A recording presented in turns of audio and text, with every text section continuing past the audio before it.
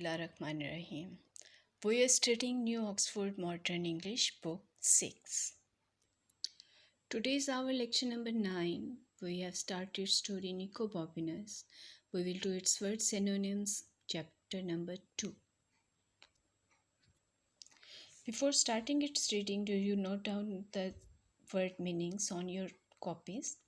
Numerous, many, chanting, singing, creak, scrapped, banged, hit, beat, pounding, beating, defeat, dangling, hanging, pitch, field, instigated, activated, expedition, mission, journey.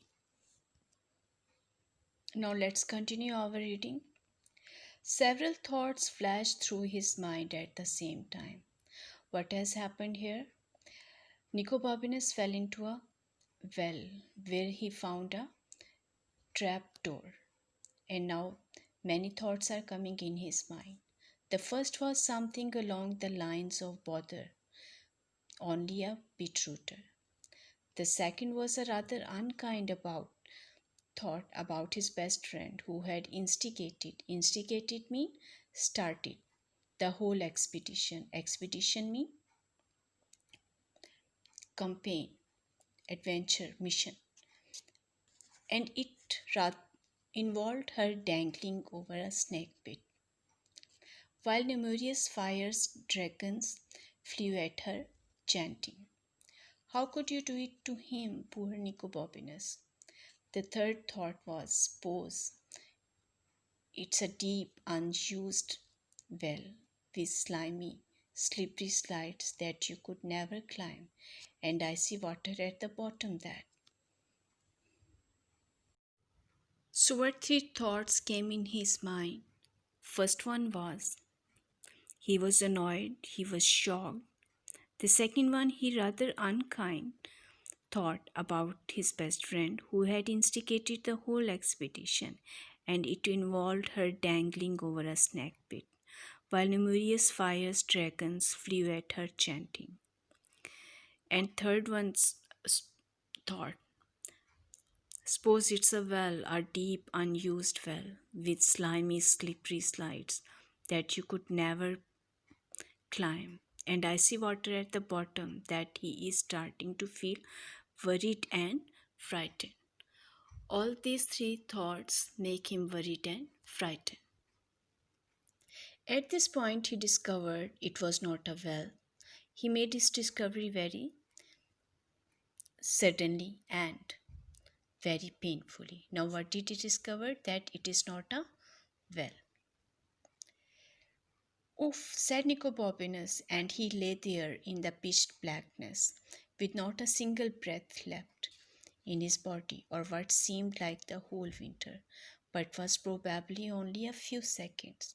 So he lay there breathless only for few seconds. He came to himself, in fact, just as a stone hit him on the head. What happened? A stone hit on his head. Oof, said Nicobobinus again, and then realized he could hear footsteps high above him. Stop, sir, he called out, but the footsteps kept on coming down. What did he hear there? Footsteps. And he called that stop. Aha, I have got you now, cried the man, and I shall beat every bone in your body until it is black and. Nicobobinus supposed the man was going to say blue, but in fact the next word he uttered sounded more like Buckferrifif. It was not a word that which Nicobobinus was at all familiar, but he understood its meaning perfectly and moved smartly out of the way. Crash! What has happened there?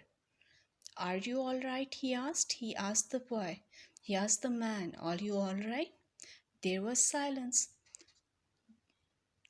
Nicobobinus felt his way back in the pitch dark. As there was darkness, until his hand touched the man's leather jerkin. Jerkin is a jacket. The man was laying as still as dead, but he was breathing. What happened there? The man came up there, and there was a silence. Something hit the man, and he lay there on the floor, breathing, but he wasn't moving. Come on the next page, page number 10 of your book. I must get him help, said Nicobobinus to himself, and he began groping. Groping means search blindly around in the blackness, find another way out. When he found it, however, his heart sank. The only exit appeared to be a narrow gap down by the floor, no more than a foot high.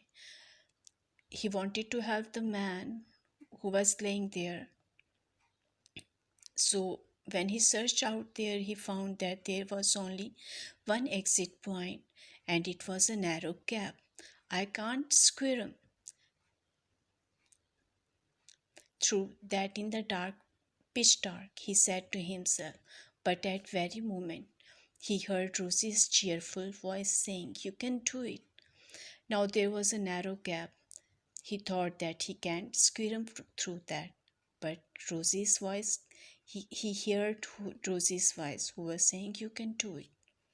Nicobobinus span round, and there, to his immense surprise, immense mean larger, extremely large or great, was nothing. No Rosie, no anybody. But I don't know if it leads anywhere, he said to the voice in his head. And it's such a tight squeeze. I must, I might get stuck. Now he said to himself that the gap was narrow and he might stuck in that gap.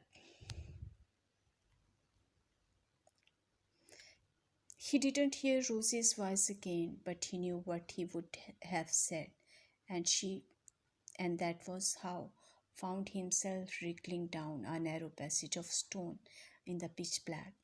He squirmed and he wriggled there in the black for a long time, and the tunnel got narrower until he could hardly inch along it.